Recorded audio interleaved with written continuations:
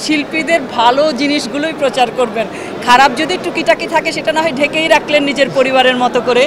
আমি আসলে মানে আমার যে সংগঠন সেটাকে আমার দ্বিতীয় পরিবার ভাবি। আমি অনেক বেশি প্রত্যাশা করি না, আমি শুধু একটাই চাই, আমাদেরকে সংঘবদ্ধ থাকতে হবে, আমরা যেন আমাদের সংগঠনটাকেই প্রাধান্য দেই, অন্য বিশেষ কিছু নয়। এইটা তো যেহেতু আমি আমি একজন সাধারণ ভোটার, তো আমি যারা করবেন তাদের নিশ্চয়ই একটা পরিকল্পনা আছে, তারা কি কি কাজ করবে, অতএব এটা তাদের উপরে ছেড়ে দেওয়াই ভালো। তবে আপনাদের কাছে আমার একটা বিশেষ অনুরোধ, সেটা হচ্ছে জানেন তো আমাদের শিল্পীরা কিন্তু অনেক কিছু জটিল বোঝে না, শিল্পীরা একেবারেই একটা সরল রেখায় চলে।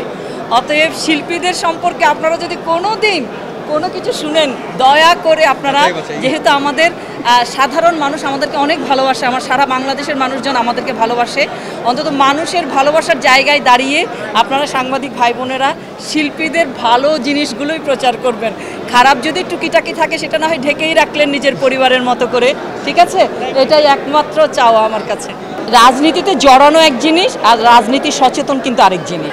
অতএব যে কোনো মানুষ রাজনীতি সচেতন হতেই পারে, সে জড়াবে কি জড়াবে না এটা একান্তই তার ব্যক্তিগত ব্যাপার। আমি আসলে মানে আমার যে সংগঠন সেটাকে আমার দ্বিতীয় পরিবার ভাবি। আমার পরিবারে আমার ভাই বোন বা আমার সন্তানের উপর যদি কোনো রকম, ইভেন আমার উপরও যদি কোনো রকম আসে, সেটা যেমন আমরা সবাই মিলে চেষ্টা করি মোকাবিলা করতে পরিবারকে, আমার সংগঠনের কেউ যদি সেরকম কিছু করে থাকে আমরা চেষ্টা করব সেটাকে আমরা আমাদের সর্বোচ্চ দিয়ে সেটাকে ঠিক পথে বা ঠিক জায়গায় জনকল্যাণে যেন হয় সেটা মাথায় রাখবো। ভোট দিয়ে আসলেন আপনি, আসলে পরিবেশটা কেমন দেখলেন?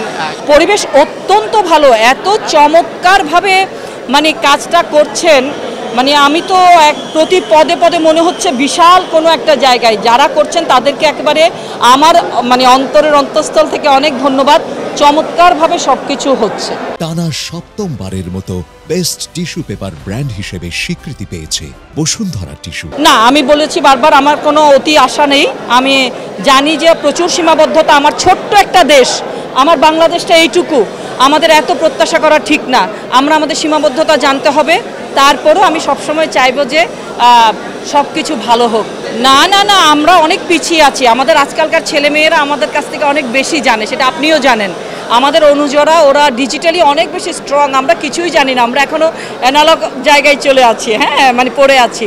অতএব ওরা যেটা করবে আমাদের কাছে যদি মনে হয় আমাদের অভিজ্ঞতার কিছু শেয়ার করা উচিত, সে অভিজ্ঞতা শেয়ার করব, কিন্তু কোনো কিছু তাদেরকে চাপিয়ে দেব না, কারণ তরুণদের যে উন্মাদনা সেটা সেই শক্তিকে আমি কোনোদিনও দমিয়ে রাখতে চাইবো না, ওই শক্তিটাই ওরা কাজে লাগাক, এটাই চাই।